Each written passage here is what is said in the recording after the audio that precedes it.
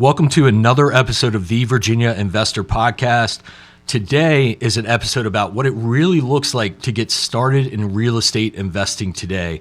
Normally, we might have guests that have $200 million worth of developments or have 100 houses in their portfolio.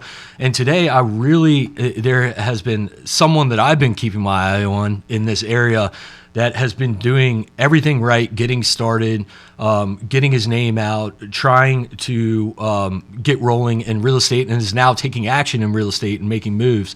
And I really find it interesting to see what it's like getting started today over the past couple of years in today's market, and what it takes to get started, what challenges are there, and how to be successful doing that. So today I'm super excited to introduce Connor Townsend to the podcast. Connor, thank you for joining me. Sure. Thanks for having me, Stephen. I'm looking forward to getting to learn more about you, and then I know that you've been just getting after it the past couple of years, like getting into real estate and building your network and learning what it takes to be successful in real estate. And you're taking action on that, which is awesome, because a lot of people just stay in the learning phase and they don't really go to the action phase, but you jumped into the action phase. And so I'm excited to learn more about what that journey looks like in today's market. A lot of the people we have on this podcast, got started 10, 15 years ago, and some have forgotten what it took to get started, and so I want to learn more about you. I'd like to start about you, learning more about you growing up. You weren't born in the United States. Where were you born? Yeah, not a lot of people know that. I was born in South Africa, and my family immigrated to the States when I was about 4. When you were 4? Yeah. Do you have any memories of being in South Africa? They're scattered. Yeah. There's like bits and pieces, but nothing coherent. Why did your family immigrate here? Why not? Everybody wants to come to America. What was their life like in South Africa from what you've been told? South Africa is difficult. It's a beautiful country, but the political and social landscape there is just tough, no matter who you are. And so a lot of people do end up leaving or migrating somewhere else. And then, America's the land of opportunity. So that's why we wanted to come over here. What did your parents do for a living? So my mom, she just took care of us, which I'm eternally grateful for. And my dad, he was a civil engineer. He is a civil engineer. And so he had a chance meeting with somebody, I don't know, like at an airport or something like that. Somebody he'd worked with in the past who had since moved to America and been working here. And they were like, hey, like, I remember you. Like, they had a good conversation. And then the person mentioned offhand, like, we're looking for some help. Do you want to come over and take a peek? So my father took like a brief trip to the States just to see what it was like. He brought us back like a bunch of American toys, which I do remember like pretty fondly.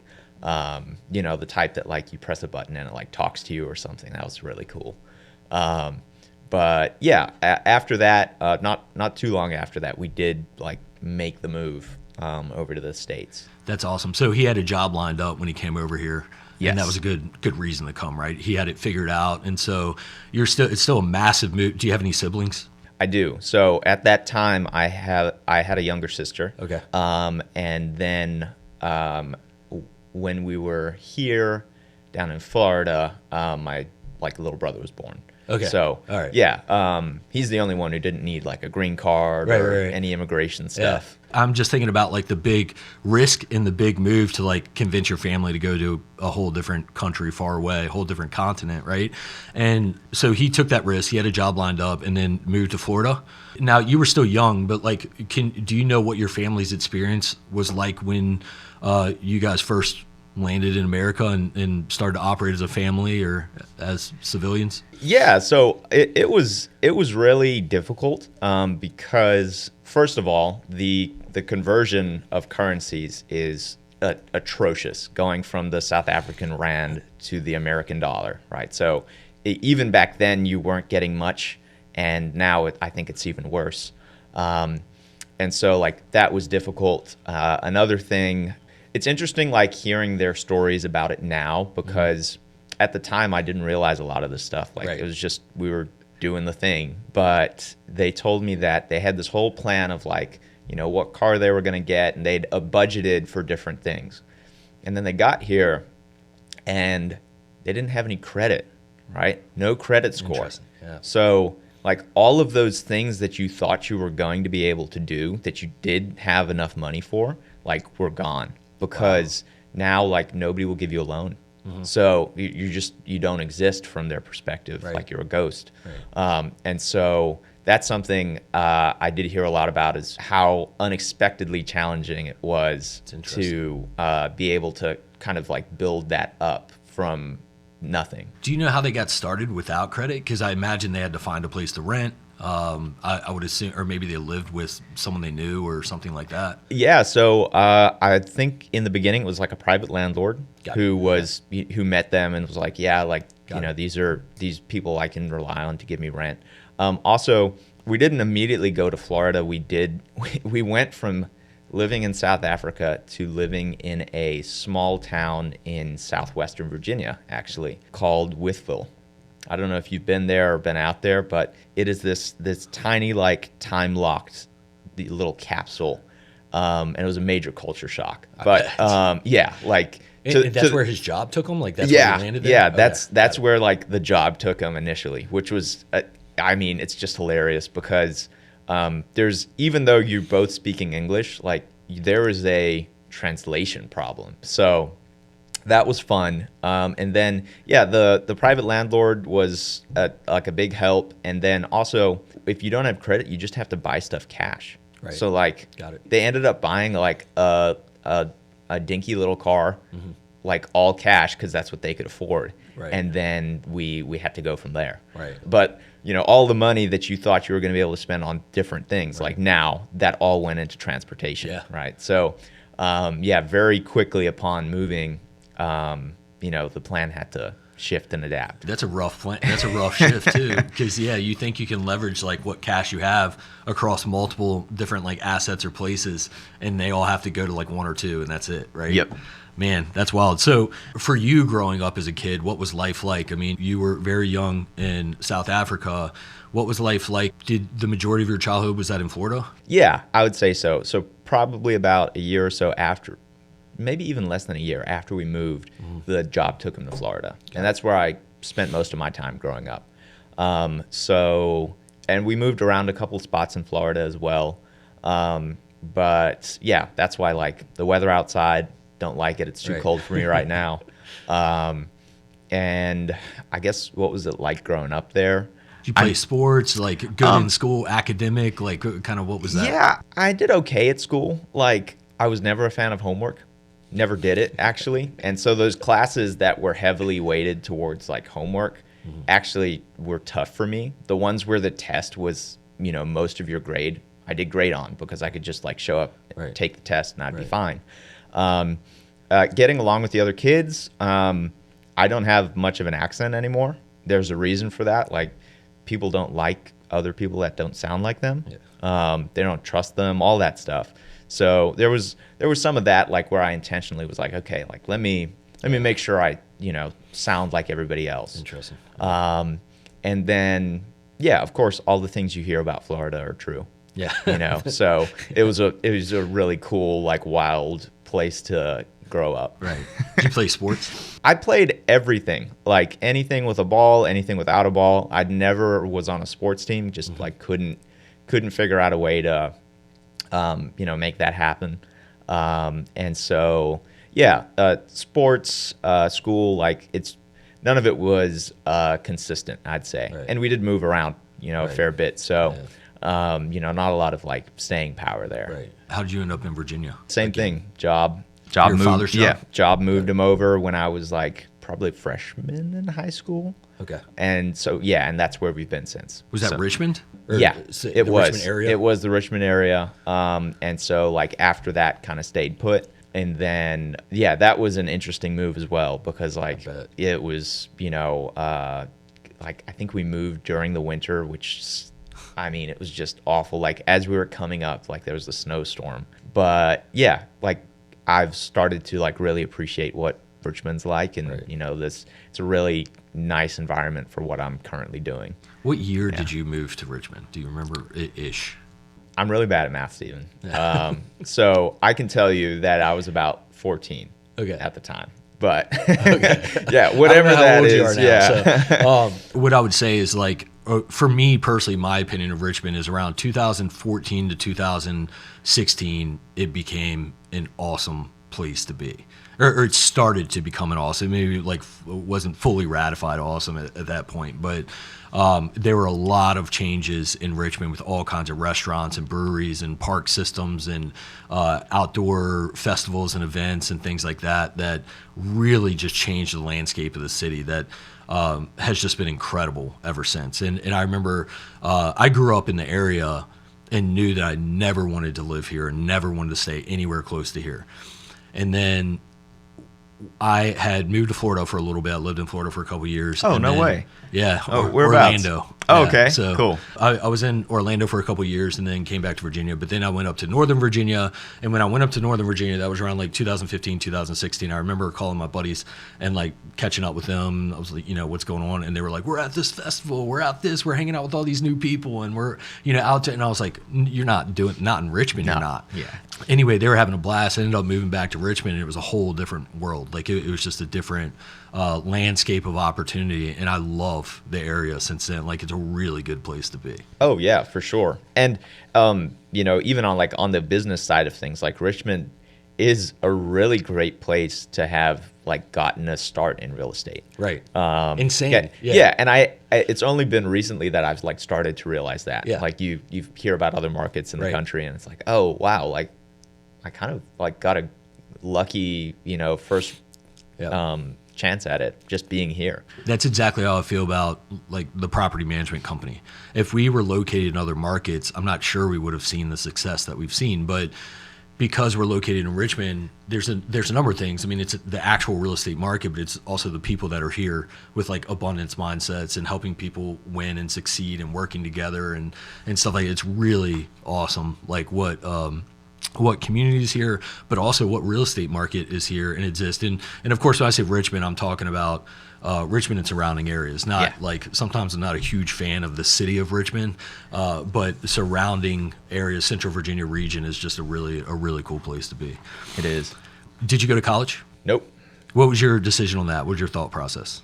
I wasn't about it. I didn't really have anything that I wanted to do that was going to require college. Mm-hmm. And when I got out of high school, like I really wasn't actually sure what I wanted to do. Mm-hmm. But I did know that I didn't want to take on a bunch of college debt.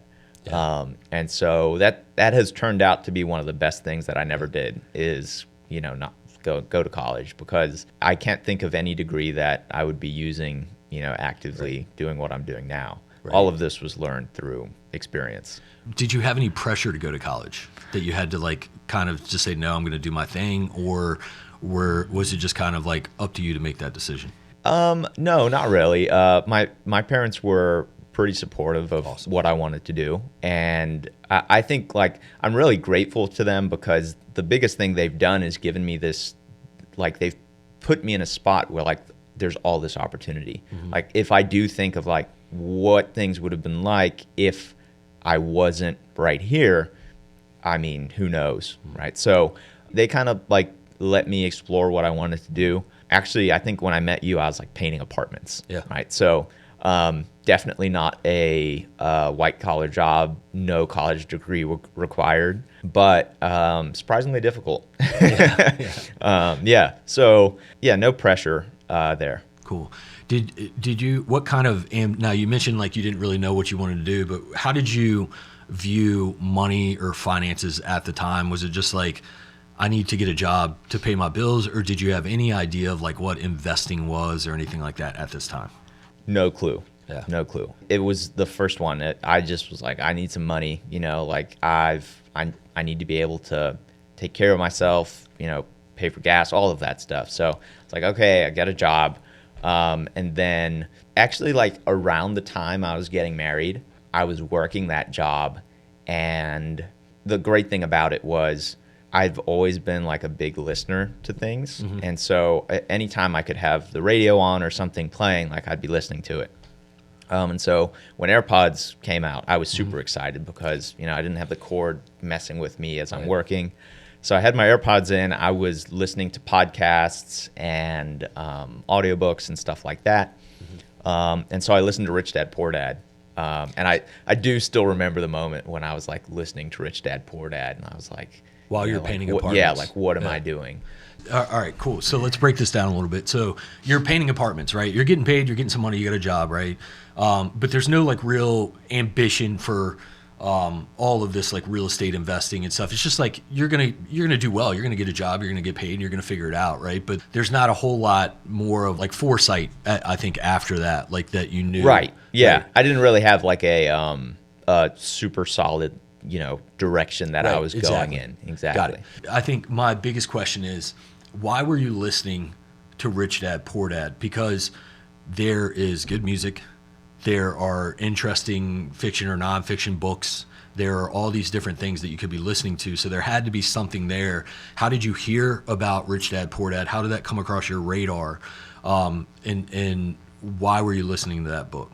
I really couldn't tell you. I have always had an entrepreneurial streak. So, at school, like I was the guy that was, buying or, making sure I had a bag of Jolly Ranchers and then, selling them for, 50 cents a piece or something like that. So I have always had that like side of me that I've been interested in. And yeah, I've always been generally interested in business and, investing, but I didn't really know much about it until I got the opportunity to, start listening to I'd listen to Bigger Pockets. I listened to, of course, like on Bigger Pockets, Rich Dad, Poor Dad is one of the things like everybody mentions, right? Everyone. So it's like, okay, let me give this a listen.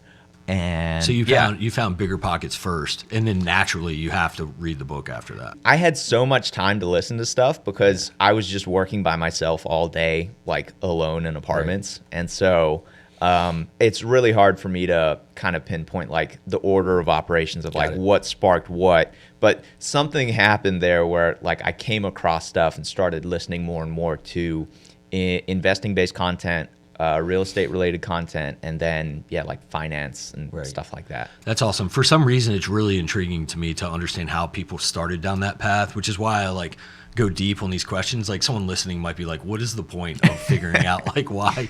But to me, I really want to know what opens people's minds to this whole concept, because there are people like my father that will get to age 70 and never understand what it means to be like financially free, or that real estate investing exists. And so if for some reason I feel like if we can understand like how do people start down this path, we might be able to help more people start down this path, not necessarily of just like needing to invest in real estate, but understanding that there's more to life than going to college and then getting a W-2 for 40 years and then like that's it. Right? Like, I just feel like there's so much more to life. And if people understood that earlier on, if we could understand how people get on that path, and I guess it's just putting out content like to help people, more and more people hear it and see it.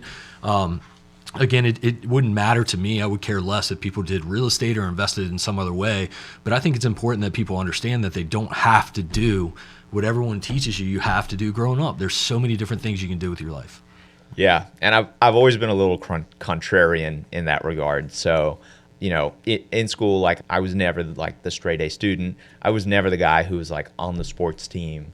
And like even with college, like everybody was going to college, and I'm like, just doesn't sound right for me. And so I'd always had this sort of mindset of like, okay, like I want to make something of myself. I want to be able to do something cool and enjoyable. And then I kind of took a while to find the thing that was going to be the vehicle to do that. Right. But like once I did, then I was like all about it. Yeah. I don't think it took you that long. Like it takes some people decades, right? Like you found it relatively quickly. And I think me and you are somewhat alike in that regard, where I went to college. I can't remember if it was 1 semester or 2 semesters, and I dropped out. But I only went to college because I felt like obligated.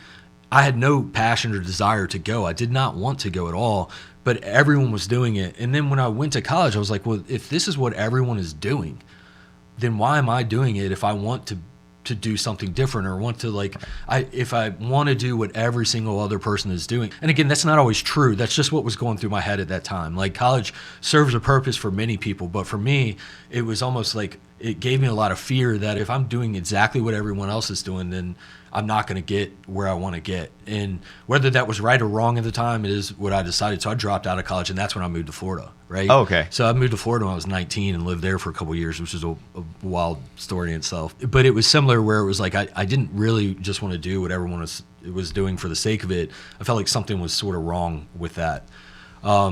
When you listened to Rich Dad Poor Dad, it seemed like it did make an impact on you. Was it more of like I got to learn more about this? Was it a frustration that you didn't learn it earlier, or was it like happiness that you found it? What sort of like emotion was sparked after the Rich Dad Poor Dad? Is that what made you realize that you could own these apartment buildings and not just paint them? Yeah, so like that's the thought that went through my head, is like, I would like to own an apartment building instead of paint it. Like that's the thought. And then of course, like, each of those Bigger Pockets episodes has, a cutesy little title, right? Right. It's always just like, from cleaning floors to like, building doors or something like that. Yeah. And so I was like, from painting apartments to owning apartments or something like that. Yeah. And of course, it was all the other things you mentioned too. I was frustrated. I was like, man, like, I wish I'd learned about this sooner, because then I could have been executing on it sooner. So I like to joke, like, the biggest mistake I ever made was like not investing in real estate when I was in 8th grade. Right. Yeah, like you should have been. Yeah, exactly. Like, what was I doing? Yeah. And also happiness. Like, it felt really good to finally have something where I was like, oh, okay, like, I've had all of this, like, restless energy and like wanting to do something, and like now, like, there's the place that I can funnel it all into. Right. And yeah, as you're listening to that, like, there's always the comparison thing of, he's talking about the different things that, like, his poor dad versus his rich dad said, and you start like comparing it. It's like, wow, like, I'm sure doing a lot of those like poor dad things. Right. So motivation to change a couple of things. So all of this was interesting because it's funny the way it worked. Like, this is when I'd like first just gotten married. I was working as a painter. My wife was working as a barista at Starbucks. Mm-hmm. And actually, like, that's how we connected initially. Right. You listen to this book and then go back and talk to your wife about it? Oh, yeah. Of course. Talk to her. Way more than she want. Like, right. And I do feel it was a kind of bait and switch because, she thought she was like just marrying like a blue collar dude. And then, around about that time, like, all of this happened, and I like had that switch flip. And, kudos to her. Like, she supported me the whole way. Right. And it didn't throw her for a loop. But yeah, she definitely is like sick and tired. She was very sick and tired of listening to me about real estate and investing, like going on and on about all of these things. And so how'd you get her on board? Like, because so the story is like, and I remember it, this is a couple of years ago, and I had a meeting at Starbucks, just a coffee meeting. I forget who I was meeting with, but probably another investor or something like that. I think it might have been a sales meeting, or maybe I was meeting with like a real estate professional or something. And I don't recall how she knew. Either she was eavesdropping, but I don't think so, because I think it was in line before we had the meeting. So I think maybe she read my shirt that said like something, Peak Property Management or something related to real estate. And then she asked a question like, hey, are you in real estate? And I think I said, I own a property management company. And I think she said something along the lines of, does that have to do with real estate investing or something? And I was like, yes, I'm actually here meeting an investor now. And I think she was like, awesome, can I have your card? And so I gave her the card, and I thought it was awesome that she was like that ambitious, like ready to just get after it. And I was just like, holy cow, I've never had that sort of interaction at Starbucks where someone was just like, I'm learning more about this, give me your card. Like, and I was like, all right, here you go. So handed her the card. And then I think probably within, I don't know, a day or two, like you guys reached out, right? And then I think there was somewhere along the lines within maybe a week or two of that. And this, I don't know if you know this or not, but I remember it because it's insane. But I get a call from one of my buddies. He said, dude, what, like, how are you doing this? I was like, what are you talking about? He's like, you have people at Starbucks that are promoting you in the drive-thru. And I was like, what are you talking about? And he was like, I was going through a drive-thru and this lady reached out and asked what I did for a living because he's driving a Maserati, right? Mm-hmm. And so she asked him what he did for a living. He said, I'm a wealth advisor and I do real estate investing and things like that. And she said, oh, do you know Stephen Glover?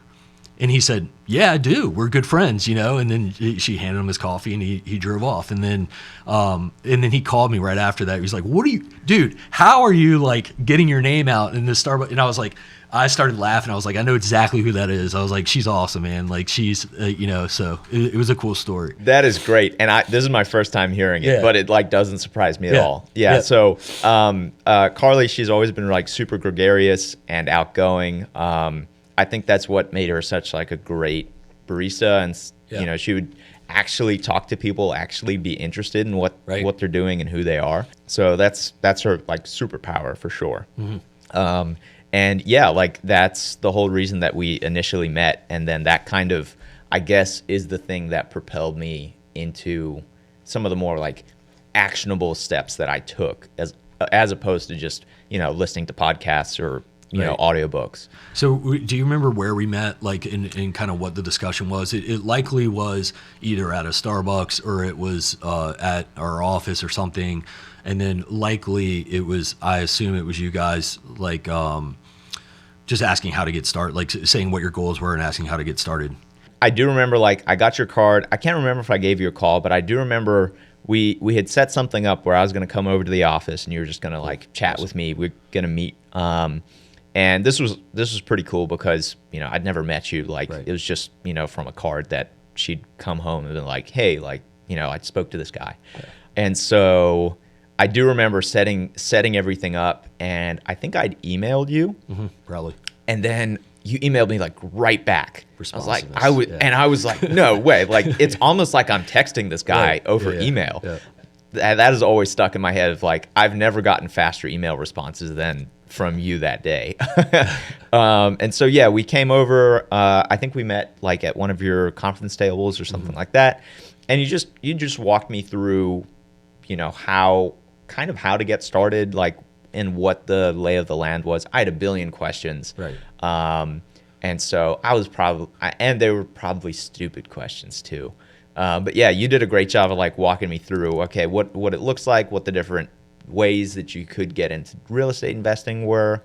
And then the biggest recommendation that I took was, just start going to some like meetups. Mm-hmm. Like go to some networking meetings, see what you click with.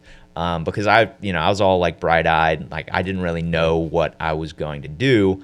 I just knew I wanted to like be in that space. Right. And so yeah, that was great advice. Like go out there, like hear about it and see what you connect with, and then you can go from there. Yeah, that's awesome. And so a couple things on that. Like one, that I appreciate you pointing out the responsiveness because it means a lot to me. Like I live and die on being responsive. I think it's very important to do that. But one of the, I can't possibly meet with everyone. I do try to add value, or at least like a lot of times if people email me, I'll just say like, hey, go to these meetups, do this, like focus on what your goals are, then kind of back into it from there on like what investing is good for you. Go to the meetups, build relationships. Like here's some people you can talk to. If first, look up these names on Facebook and follow whatever they're doing and stuff like that. But for you, there are certain traits that you see when people are going to take action. Right. And just based off what your wife did, I was like, they're going to take action. Right. And so it's well worth your time to spend time with people that are going to actually take a nugget of what you say and go do something with it. Right. I would never expect everyone to follow everything that I say. But if you just got the go to the meetups and you started going to meetups and develop this community around you, awesome. That's great. That's the entire intent. And I think that's the most logical next step of taking action. So you went to the meetups. I assume Richmond Ring was one of them? Yeah, that's one of them. I still go. Like, awesome. it's my favorite. I'll say that to anybody who hears. But yeah, went to a bunch of them. The very first one that I went to, I actually my future boss was speaking at that meetup. Interesting. About real estate wholesaling and how they'd gotten their start in it. Cool. So that was cool.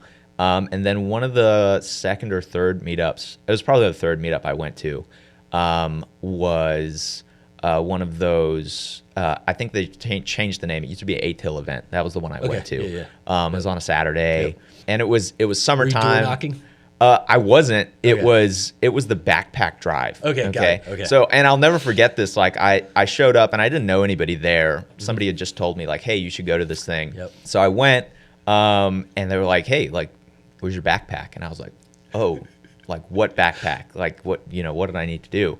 They're like, oh, it's the backpack drive. And I was like, oh, I didn't know about that. I just like heard about this, that's why. And they're like, okay, come on in, So, yeah. And then I think I met your dad there. Awesome. Actually at that one. And I've seen him at every one since, like all the networking meetups. But yeah, I came away from that. I was like, man, like I have found my people. Like everybody had a similar mindset and was talking about like similar things. And I was like, man, I'm exactly in the right spot right now. And I still remember that feeling. So, yeah, those meetups were transformative. I made all of the connections that I still have today. And then those were the things that like helped me along to the next thing.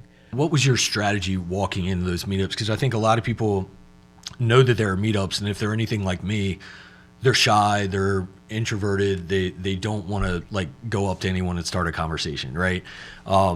What was your strategy and approach when you entered these meetups full of strangers that you just kind of walked into there, and they all, for the most part, know each other very well? Oh yeah. They're friends, right? And they go way back, or they've known each other for months and they've worked in deals together and stuff like that. What was your approach when you entered these groups of strangers who are all very friendly and stuff like that? But what was your approach? I would preface all of this by saying like 99% of the people that I met were like super encouraging and positive. Right. So that automatically helps.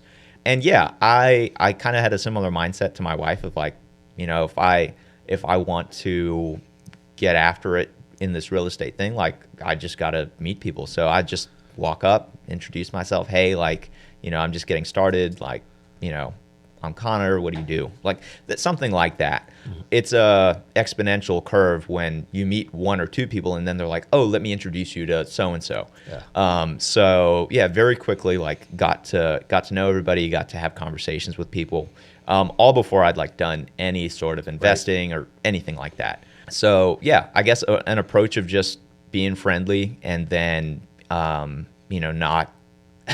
not being like a conversation crasher, because you can tell like there are people who have known each other for a while and maybe are, in the middle of a discussion about a deal or something. Right. Maybe not the best time to, be like, hey, like I'm Connor. Right. I'm sure I did a bunch of that too, but yeah, just trying to read the room and then meet as many people as I can, make as many connections as possible. I hear a lot when people say like, well, I haven't done a deal. Why should I go talk to all these people who have done deals? And again, to preface, there are people there, also other people there that have never done deals, right? So not everyone there is like some massive tenured investor with millions of dollars and stuff. It's a good mix, right? And so, but people have this mindset, or they make excuses, or they rationalize how they have no value to add. Why should they be able to have these conversations with these people? What's your response to that? I mean, you're not going to do a deal if you've got that sort of mindset. The interesting thing is it does kind of split into different camps. So you're going to have a lot of people at any one of these things that are exactly like you, scared to talk to people, like never done anything, like just getting started, trying to, dip their toe in. And then there's going to be another subsection that is just rock stars, like crushing it for decades. And there's really not a whole lot in the middle.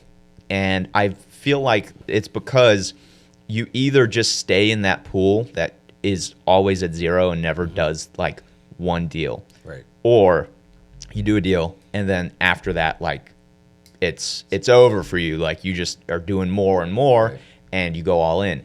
And then now you're in that other subset of people, right, or, you know, on your way there. Right. And so, I think if you're concerned that you aren't going to be adding enough value and stuff like that, well, you got to be able to bet on yourself that, well, maybe I don't have the skills or the knowledge or experience right now. The only way of getting that is through getting after it. Yeah. There's no shame in asking the dumb question, because I did ask a bunch of those. Of course. Yeah. And that's something like I take pride in, still being able to ask those questions. Like I just asked somebody the other day, they were talking about BTRs, right? And I was like, okay, you got me. What's a BTR? Build to rent. Right. Oh, okay. Right. You know, but yeah, never be ashamed of being ignorant, because the only way to know more is to ask more questions. And, you know, I can think of some of the dumb things I like. There was I went out to, fortunately, he was a good friend of mine, but it still is. Went out to lunch with a buddy as I was getting started. I knew nothing about investing. I just knew I wanted to get started, right? And so I went out to lunch with this guy who I'd known for years, but I knew he was a large investor, like had been doing some large, and we're talking like 10, 20, $30 million assets, like one at a time, right? And has a number of them. And I'm having this lunch with him, and he's gracious enough to like spend his time with me to talk about this and help me understand investing. He started with a duplex. I will fight to get him on this podcast someday. But anyway, he laughs and refuses when I ask him. But so anyway, I'm having lunch with him, and I'm wanting to learn more about investing. I have no idea what I'm saying or what I'm doing. It's early, right?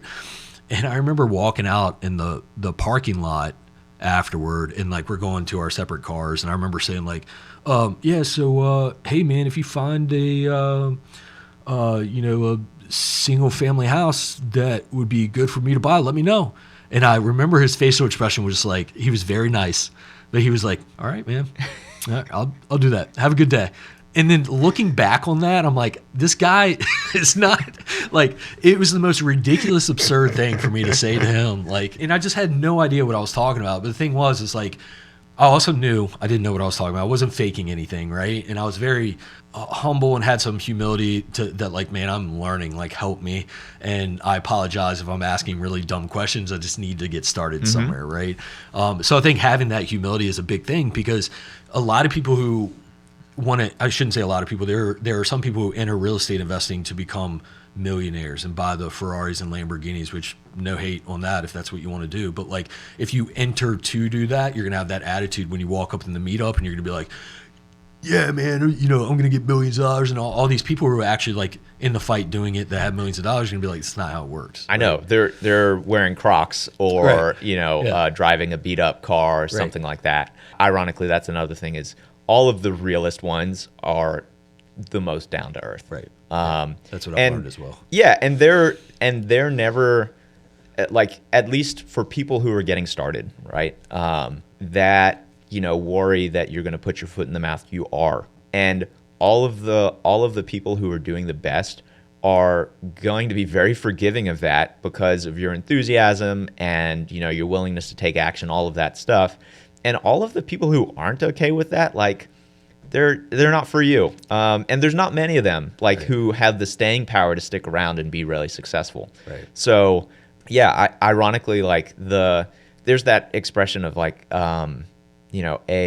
a fit person is never going to criticize you for exercising, right? It's only the people who don't exercise who are like, why are you doing that? Yeah. So all of the real rock stars are just going to be supportive. Right. That's an excellent point, because, and the people who aren't supported, like, I found that some of the most successful people I know are the people who are most willing to spend time with you to help you be successful. And the people that maybe haven't quite made it, like, don't really want to spend time helping other people to some extent. Again, very blanket statement, but what you just said is absolutely true. So if you're worried about embarrassing yourself in front of rock stars, they had to go through that to get to where they are, and they understand. As long as Yeah. you're humble and stuff like that. Like if you walk in there acting like you know everything and trying to teach them how to win, just because you're scared of saying that you haven't done a deal yet, that's when people aren't really going to spend time with you, right? Yeah, the expression like "fake it till you make it," like there's a little bit of that in that you need to take action even though you don't know what you're doing. Right. But don't try to fake it in terms of knowing what you're talking about Right. with all of these more experienced people. Yeah. Good point. So we're talking about adding. Oh well, I have one more question before I want to go there. How can you define a good meetup from a bad meetup? Or I shouldn't say bad. How can you define the meetups that you want to spend your time at and that you want to invest your time going to versus the ones that maybe you've dropped in, you've enjoyed the experience, but maybe you want to invest your time at other meetups? What is the difference for you? What does that feel like for you? That's a good question, because there are definitely ones out there that are just not for me. And I'll pat myself on the back here and give myself credit. It's like, even in the beginning, I felt like I was pretty good at recognizing those. I don't know. There's just a vibe of there's usually like a few really experienced people who maybe aren't like super friendly with the rest of the experienced people, and then there's just a bunch of newbies, right? And so like those, I went to a couple of those starting out, and some of them are really great because there's a clear intention to like help and support and teach people and bring them along the journey. Mm-hmm. And there's others that are kind of extractive. And so I don't know, just getting that feeling from them. What else? The ones where people are like, this is stupid, but like the ones where people are like dressed really nicely, probably not the like best one, like right. Because they're not, like we were saying, those very down to earth, humble rock stars. Right. What else? Usually ones where it's super loud are great because everybody's talking with each other. Right. Like, and these are just like the weirder signals of how to triangulate like what the right ones, at least for me, were. Yeah, ones that like feel like you're in a classroom, like didn't love those. Maybe that's because I just never loved school. I don't know. And then, like real investors like do a lot of chatting and joking and drinking and all sorts of stuff. Like it's a very lively atmosphere when you're in the right room. Right. Rooms that feel kind of like constrained, those are normally the ones that I'll kind of shy away from. Yeah. If that makes sense. Yeah, no, I'm really glad I asked that question because there are a lot of good points, and there are signals that, again, you might not be able to Google as easily, right? This is based off your experience getting involved in real estate and trying to learn the lay of the land and build your network, and there's some great signals to look for because I can relate to a lot of that. One thing that I've noticed, it's the same with building a team, but it's kind of similar in a networking sense. I think one reason the Richmond Ring Group is very successful is you have push people and you have pull people. And the pull people are your experienced investors that are there. They don't need to be there by any means. Like they've made it. They're good. They're doing tons of deals. Like they're free. There's all these, but they're there because they have some ambition to or some desire to pull others where they are, like to help pull those people along and share advice and information and help them be successful. So you have the pull people who are very experienced and successful, and they're there to pull other people along. Then you have the push people who are there because they will push everyone to be better, to work harder, to get where they want to get to their goals. And so they're pushing the team, others pulling the team, and anyone in between. If you have a meetup with those people, just those people in between who aren't pushing or pulling, that's when it becomes probably like a not as great environment, right? Or a less beneficial environment to be in, because no one is really, like, you might have really experienced successful people, but they don't have the pull attitude. They're not really trying to pull up all the other people to be with them. And then you have you might be lacking push people, meaning you have people that are there that want to learn, but they're not really taking action. They're not really being aggressive. They're not really working hard to understand who could be the pull people. But in the ring environment, you walk in Richmond Ring or a similar meetup, and you see absolutely has some pull in there, and then it absolutely has some push. And usually they're intermingled pretty nicely, like learning from each other, and someone's like, oh, you need this, I got you. And this other, this pull person is like saying what they need. The push people are like, we got you. And then it's that kind of environment. Right. You're getting on the one hand encouraged to do the next thing that's going to take you along further. Right. And then you do have, and I love them. Like I've done this at times. Like you have the other people who are like shaming you for not doing the thing that you should have been doing and you've said you were going to do. Holding right? you accountable. Yeah, and they'll hold you accountable. They'll say, hey, like, how's that thing going, right? That you told me about last month. Or two meetups ago. And you're like, oh, like I never, and they're like, what's going on? Right. Like, and it's not like, you should feel bad about yourself for not doing it. It's like, how can I help you even, right? Get that accomplished. Right. Those are some of the things to look at for those meetups. Ring's a great one, of course. Like I said, I think it's my favorite in the area. Just a ton of like really genuine people who do have your best interest at heart, and are going to give without needing you to, return the favor. Awesome. But by the same token, like it's going to come back around at some point. Right. Especially if you've taken the action to, do all of the things, like you're going to end up, working together in some capacity in the future. Right. And so we're talking about how can you add value if you haven't done a deal yet, which a lot of people struggle with. Now I want to go talk to the successful person. How am I going to add value? Because we always say add value as much as possible. Just relentlessly add value and you'll get where you want to get to.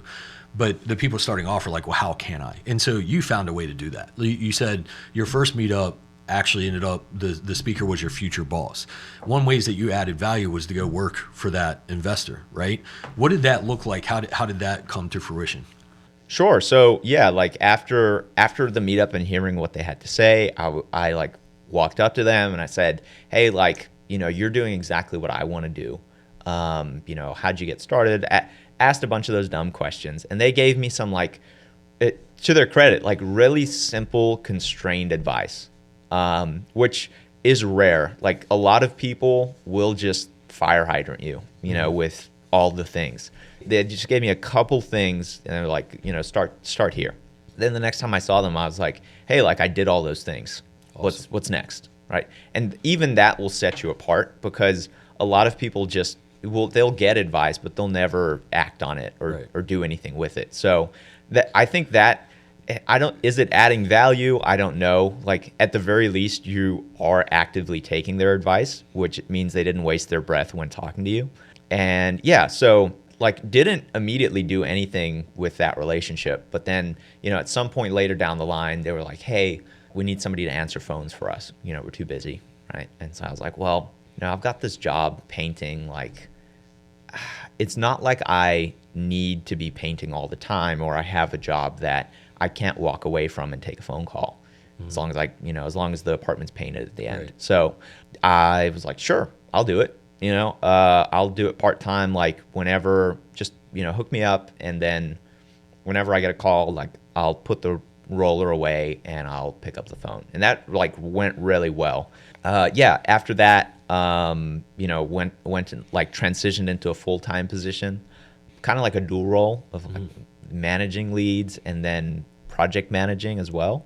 For construction side of things? For flips, okay, right? Cool. So that's like a typical investor business of, flipping some, like doing stuff like that. And I guess that's a like really broad overview of how I got started. Yeah. But it all started with like, you were doing the exact thing that I would like to do. How can I add value here? And the way that was adding value was doing something that was going to bring them like, positive benefits. And then the biggest value for me, like I'm so happy about how all of it worked, because, I was, not like making millions by any means, right? But I was getting paid to learn, right? Which is the opposite of college, right? You are paying to learn and you don't even know if you're going to use it. So that, I think that was the best thing for me is, I got a ton of experience in a short amount of time, because even if I had been like, okay, I'm going to bootstrap this thing. I'm going to, take a bunch of crazy action to try to start it by myself. I still wouldn't have been able to get the number of reps in that I did working with them. So like that was a huge blessing. Yeah. So yeah, learned a lot. Was your boss's last name, was the initial M? No, like I'll tell you, it was Adam and Amanda New. Okay, awesome. Okay. Yeah, like, So and you Adam's know been them, on the like, podcast. yeah, exactly. Okay, cool. So like that's a great example of how, Perfect. Okay. yeah, awesome. like a lot of things are going to make sense in that context now. Yeah. And yeah, I don't have enough good things to say about them. Sweet. They're, gems of human beings, and really did a lot for me to help me and teach me more than I really even needed for the role that I was in. Man, that's awesome. That's great experience. All right, cool. That puts it in perspective, because I'm thinking of like 3 or 4 different investors that it could be. And I was like, and there's different cultures and attitudes to each kind of operation that I know of with them, but I know Adam and Amanda knew and what they're doing, and that's awesome. That's a good group to be a part of. So you were answering phones, so you get to hear, like, I assume that you're answering phones for like potential sellers, right? And you get to hear their objections or their situations. You get to ask them questions. You get some information, then you pass it along to them to see if they want to acquire the property. And then they're also doing flips and whatever else they're doing. So you get to go now manage the projects full time. And so you're getting paid to do that while you're learning the entire investor business from 2 reputable and have great relationships investors. So you're building your reputation, your relationships, and your network as well, even more than you already have. Yep. Awesome. Yep. So yeah, and that was a huge blessing about it, is I feel really fortunate not only to have, been in that position where I'm, getting so much experience, but also working with people who aren't just rock stars in the sense of like being good at doing business, but like also good at doing good business, right? So that exactly, and that's a huge piece of it is, be careful which mentors you pick, because that's going to shape how you turn out and your attitude and everything like that. Right. So like that was really formative for me of like, how do you not only, be good at doing business, but like doing good business, right? And so, yeah, that. Like those are big pieces of it that it's not Googleable, right? You can't.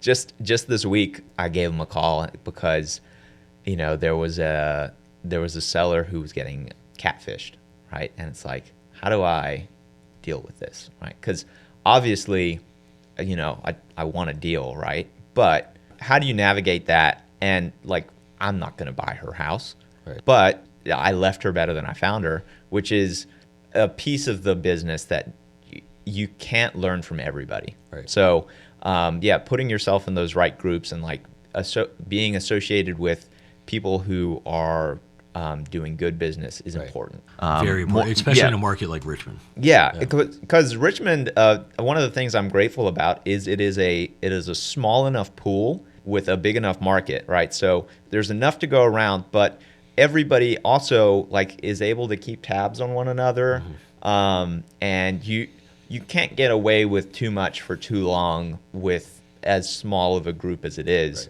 especially because like you're gonna see that guy like around, right? It's not LA or something where it's just daylight robbery, and you're just being as extractive as possible. You've got to maintain relationships over time, which is good if you're a good person. If you're focused on long-term success, because there are people that will try to make a quick buck, right? But then they fade out just the same, right? So the people who've been in it for a while with good relationships, especially in a market like this, are who you want to be around for the most part. Still choose your people wisely, but yeah, that's a good point to make, because not everyone who is super successful is people who I would want to emulate in my business. Right. And not saying I'm perfect. Like I can improve in a lot of ways in my own business and my investing. But I like to think that like ethically, morally, and culturally, we're doing the right thing. So take us into like taking action on investing. So I know recently you made some, probably within the last year or so, you made some steps to start investing yourself. What did that look like? What were your first moves into investing, and then what are some things that you're working on now? Sure. So I guess the very first thing I did was I bought a house that like I was able to house hack. And so there's a whole little like story behind that, but that's really the thing that enabled a lot of other things, because it's, you know, directly connected with your living expenses, and that's usually your biggest expense. Right. So like that has helped tremendously.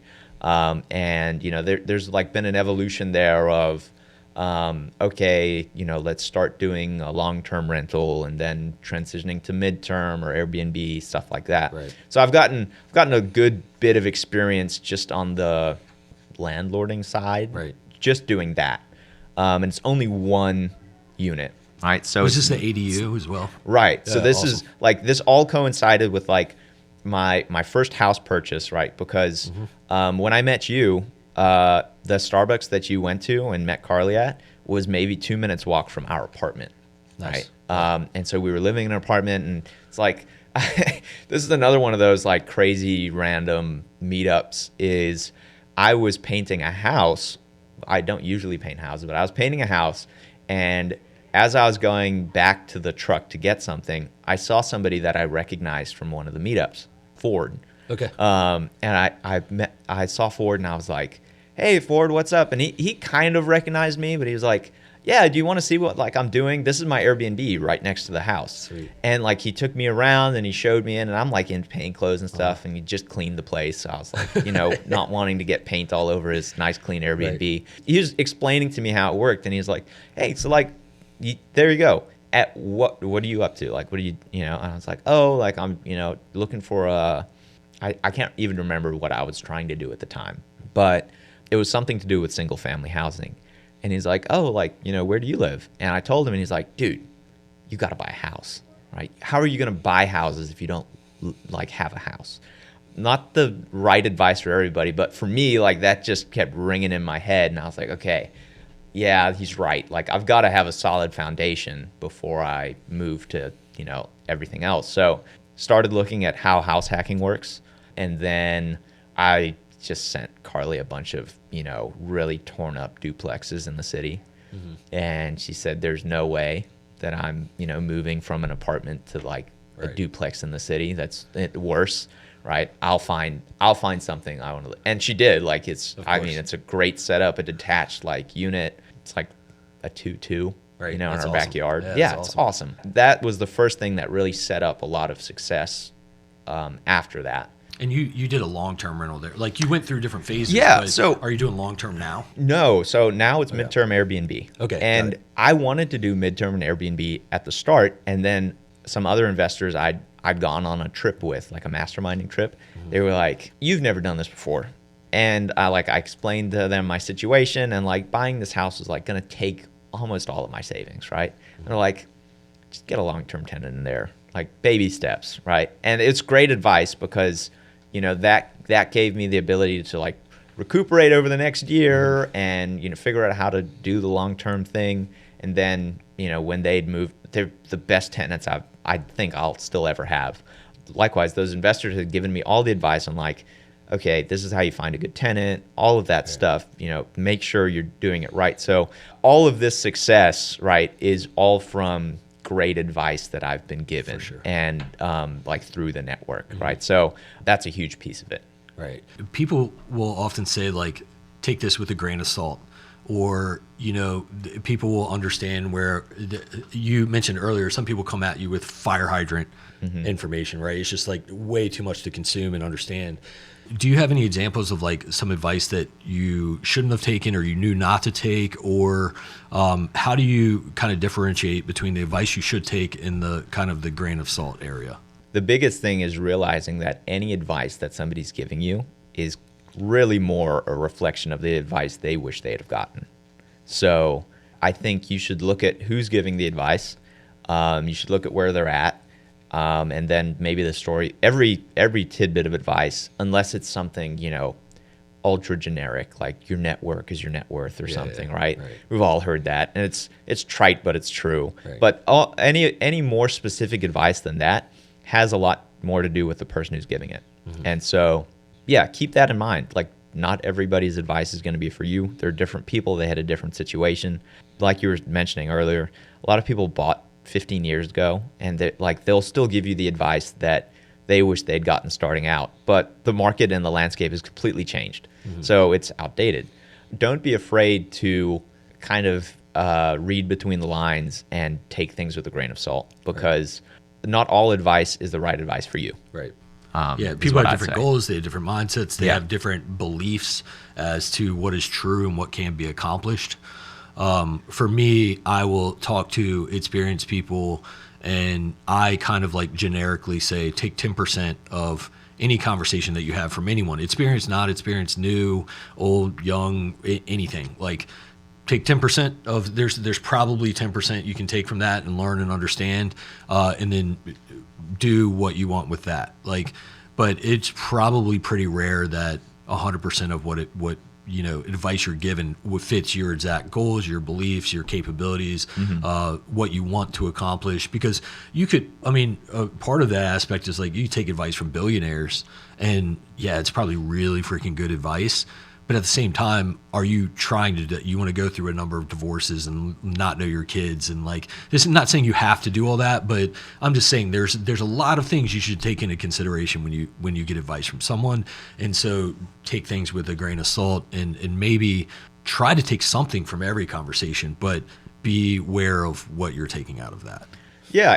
And sometimes the advice that you hear is just like, oh, like that helps me to understand where this person's coming from, right?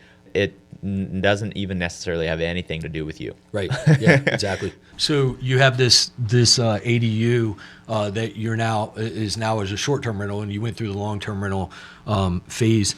Have you wholesaled, or what other kind of phases of investing have you gotten into? I've been doing wholesaling, flipping. Awesome. And really it's just, more a case of, on a property by property basis, what's the deal with it, right? There's going to be some things that fall into your lap where, it is a great opportunity, but it's not for you. And there's other stuff that's a perfect match for your business model. Right. And so, yeah, like my first wholesaling deal, like I assigned it to a friend, and he's, now got a great rental there. Awesome. That was informative, and you're going to learn a thing on every deal, right? It was closing day for this deal, and this was a sizable deal, right? Like a lot of money for me. And then I got a call from the seller that day, and they said, yeah, I don't know if I'm going to be able to do it, right? Yikes. Like, we're doing this. This contract says. Yeah. Well, I didn't go there. I know. Yeah, but like, more or less, I was just like, we're doing it. And like, I think. What was their hesitation? It was something to the effect of like, I don't have transport. So like, ended up having like a U-Haul truck, right? To like get to the closing offices. But I was waiting on them to, I was like, I'll meet you there. Their offices are like on the second floor of this building. Like it's not like a single building. Like, so you got to navigate there. I'll meet you in the parking lot and we can go, in. And like the closing time for them comes and goes. And like, I have not seen this U-Haul truck. Yeah. And so like, I'm like stressed. It was probably only like 5 or 10 minutes, right? But it felt like an eternity. Yeah. And I'm calling them, like blowing up their phone, texting them, because like they also need this, right? So it's not like, although it's a big deal for me, like I also know it's a big deal for them. Then my closing time comes, which is like, 15 or 20 minutes after theirs. I'm like, well, I guess I'll just go like upstairs and let them know like, hey, I don't know what happened, but they're ghosting me. As I walk in the building, I realize, oh, that's right. There's 2 entrances to this building. Oh, no. And so, so like, I don't even look in the parking lot across the street to like see if they're there. Like I just go up, and I'm like starting to like feel like, okay, maybe like I jumped to a conclusion here. And then I get there, and yeah, like I hear the seller like chatting with the attorney in the room, and like this whole time he's just had his phone turned off because he's like at a real estate closing. Right. And like just the wave of relief and like, embarrassment and shame of like, you dummy, but like there's going to be so many of those experiences. Right. And like I laugh about it now. I love to tell that story because like that was the first for me. But after that kind of set up a couple of things where I was like, okay, well now how do I parlay this success into more success. Right. And so, doubling down on that. And now I'm like in a position where I'm just fully, full-time real estate investor, and no 2 days look the same. Are you still working with the initial investor? Are you still taking calls and like doing project management as well? No, so probably start of this year, like we had a very, honest conversation of like, look, it just doesn't sound like we're going to be able to continue doing this. Like our interests have diverged, right? And they knew it, and they've supported me along the way.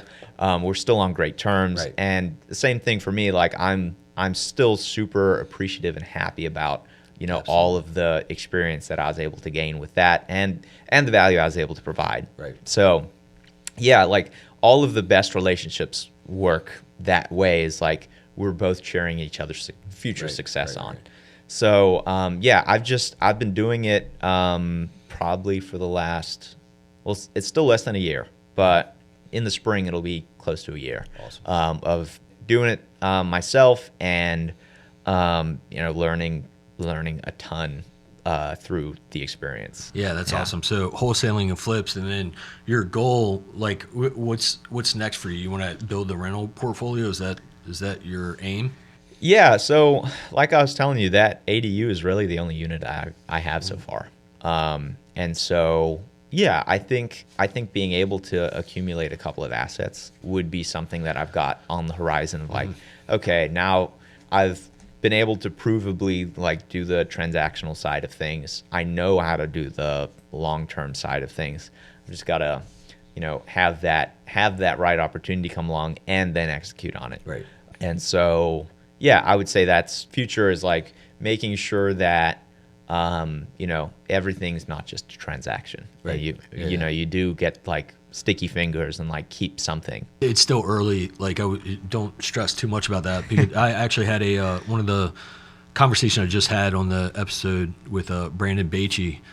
He's got a strong rental portfolio, and he actually wishes he would have done more transactions before he got into rentals to build up his capital to a certain point. And so he was like, yeah, things are great, going well, but like it really would have been helpful if I would have been more transactional in the beginning to make sure that I had the right amount of capital before jumping into building this large rental portfolio. So there's not anything wrong. Like you're taking action, you're getting, even though you're doing transactions right now, you're getting capital from that. And learning a ton and continuing to build your network of, people in the industry, but also vendors and everything else. And then you'll be ready to roll, right? And it's a tough market for rentals right now as far as acquiring them now, but you'll be ready to roll right into that. I wanted to touch on this too, because a lot of people are working either with their spouse or convincing their spouse that this is a good idea. Now, obviously, Carly was bought on to help you guys both get into this game. Did she ever play a role in the investing side of things, or did she basically just like hand it off to you and you say, hey, you're going to roll with this, and she's going to continue to work her job and make money as you're getting up and running as well? That's a good question. And yeah, she has always been very supportive of me, but it was not her thing. It's never been her like cup of tea from the get-go, like investing, talking with people who, have a hole in their roof or right. Stuff like that. But she's a people person, so she's always supported me on it. And then, like for instance, she has really, really shown in managing the Airbnb. Cool. Or awesome. Long-term rental, like that she's excellent at that sort of, maintenance of the tenants' requests and stuff like that. So she's really excellent there. And yeah, it's kind of a matter of finding your skill sets, right? So our skill sets are just different. And we did, so when was it? It was I think it was end of 24. Yeah, end of 2024, like she was working at Starbucks still, and she's just like, I don't want to do this anymore. Like, let's do the real estate thing. So she quit, and I was like, well, yeah, great. Let's start working together. And that maybe lasted like 2 or 3 months. What was the issue? What kind of conflict did you run into? Just not defined roles and responsibilities, or not the right roles and responsibilities? Exactly. So I didn't really know what I needed at the time. So I wasn't very good, and I'm still not good at giving like good direction. And then for herself, like, she likes to just know what a good job looks like. And at least initially, like, that's very hard to define. Right. So yeah, it was challenging. Like, we kind of realized, like, okay, you know, it's probably not the best thing for our relationship if we try to maintain like a business relationship like this. And so I'll talk about it similar to cooking, right? So she's a great cook and I like to cook as well, but we don't cook at the same time.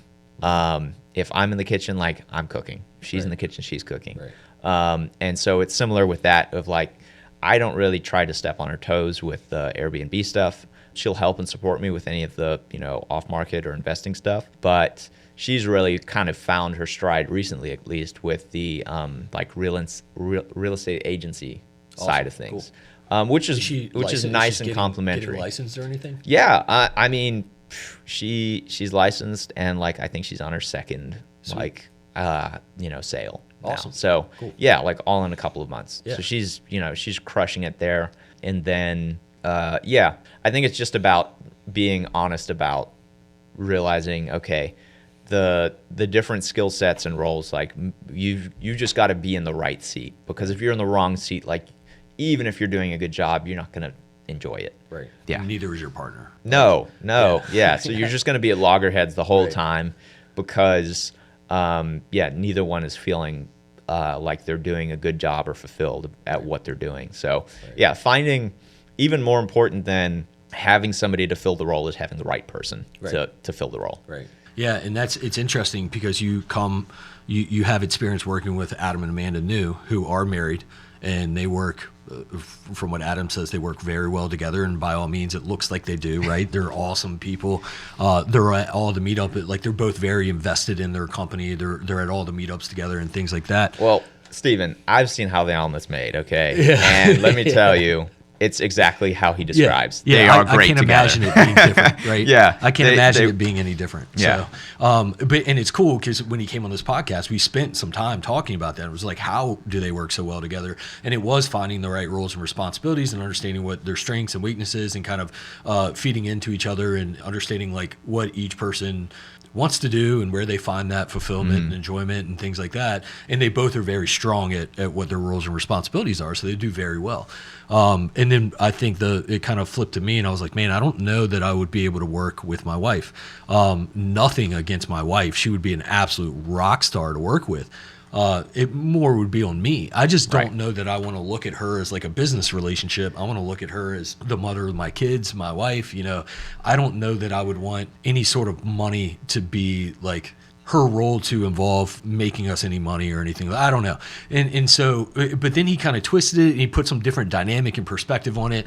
And I was like, you know, and it was really interesting. It made me think. Fortunately, I don't think we're going to have to find out what it would be like to work or run a business alongside my wife. Yeah, I as strong as I think she would be, I could see where that would be pretty stressful to try to figure that out and kind of make that work, especially if you weren't like married into that. Like again, Adam and Amanda knew they worked together before they were married, and so they had that career together in sales, I think. Or no, sorry, I might be wrong. I think you're right. It was something like that, or maybe they might have got married, but they worked together in a corporate setting.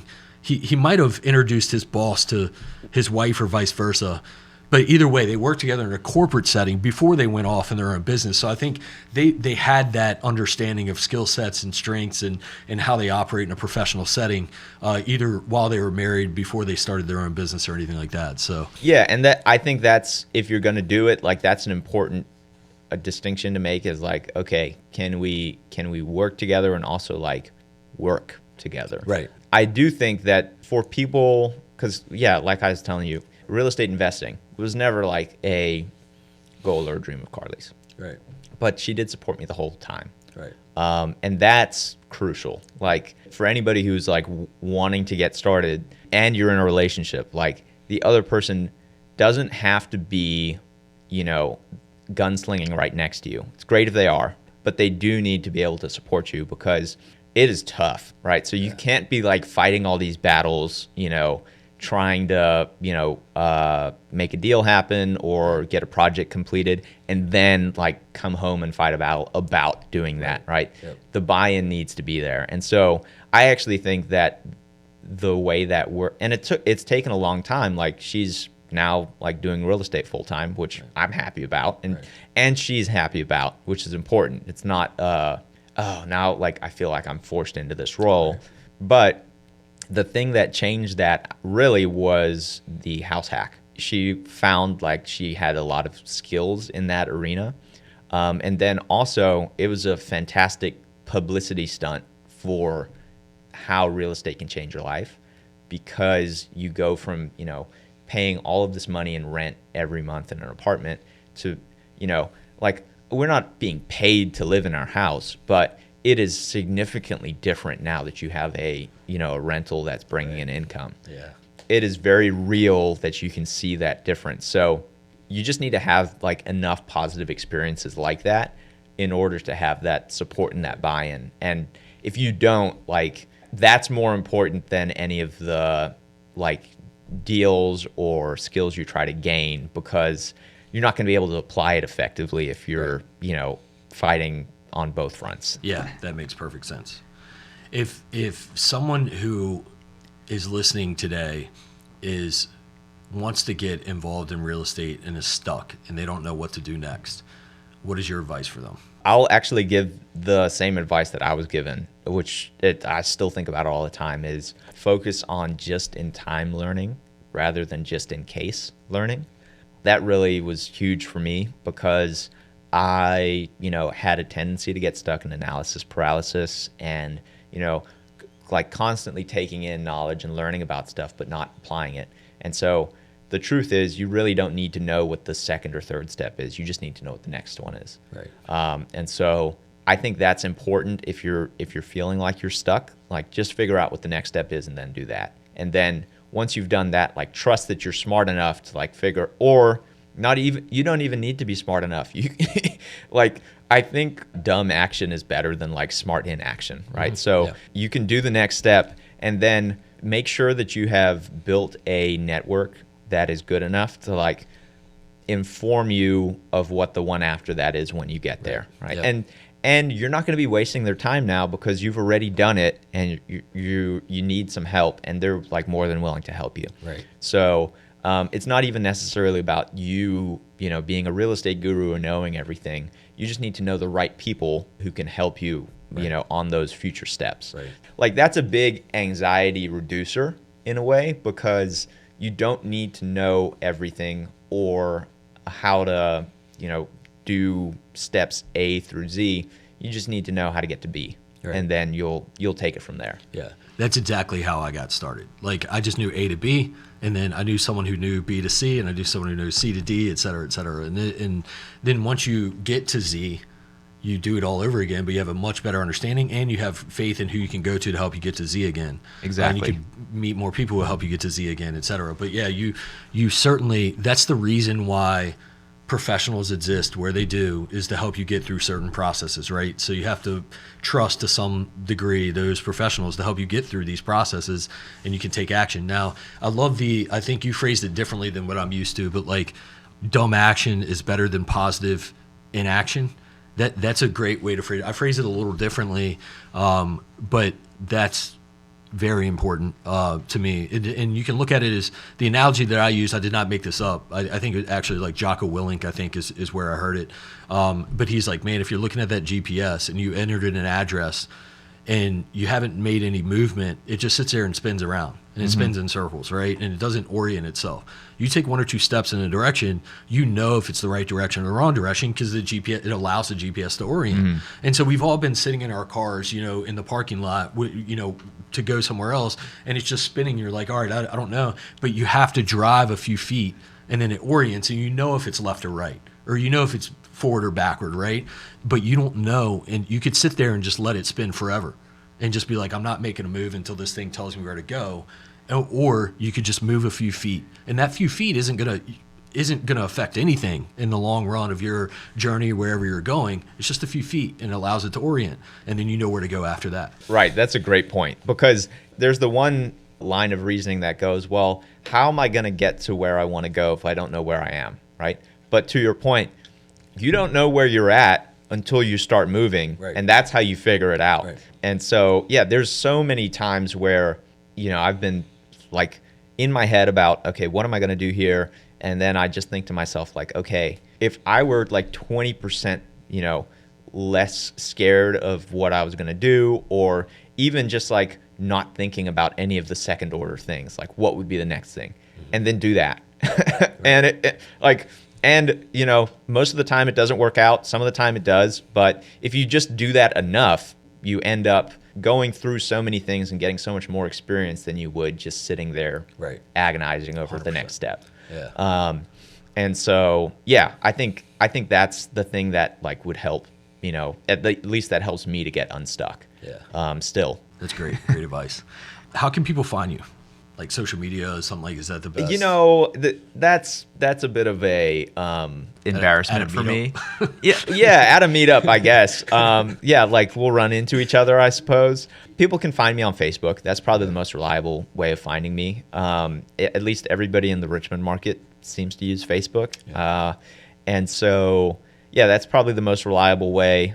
No, it's a sore subject because I'm nowhere near as consistent or, active enough on social media. The way, like, nobody will tell you that it's a bad thing for you to do. That everybody's going to say, oh yeah, like you should do that, right? But at the same time, at least for where I'm at, it's like it's not making me money. Right. So like I'm always going to like be prioritizing calling that one seller back as opposed to making that post. Right. And so maybe at some point I'll have like an actual spot I can direct people to, like, hey, like, go now, to my website. For now, Facebook, I think, or a meetup or something like that. I do think that, like, I despise social media, but if done correctly and you don't get sucked into the algorithm of just doom scrolling and everything, or getting emotional about all these posts you see, it could be very beneficial. You can make a lot of money on it, but definitely it's equally a dangerous trap to get into. So good for you not falling into that trap. Any final thoughts? Well, I suppose like this whole thing is with somebody who has recently gotten started. I guess like for those people who are looking to just get into it or just get started, the number one advice would be, take that next step, take that action, and start with the type of action that is going to build a network of people who are going to be able to, help you.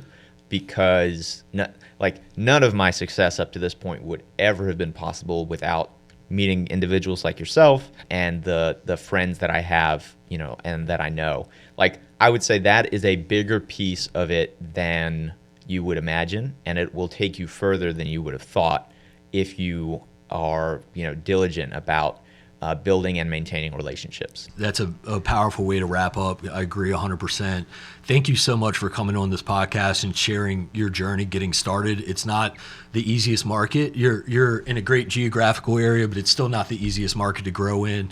I see that you're making a lot of good moves. You're building a strong network. You have the right mindset. You're starting to do wholesaling and flips. You'll build your rental portfolio just like you want to, and perhaps maybe we should make a goal to have you back on the podcast in 6 months or a year, and then see what you're up to. But I appreciate it so much. Thanks for coming on and sharing your journey.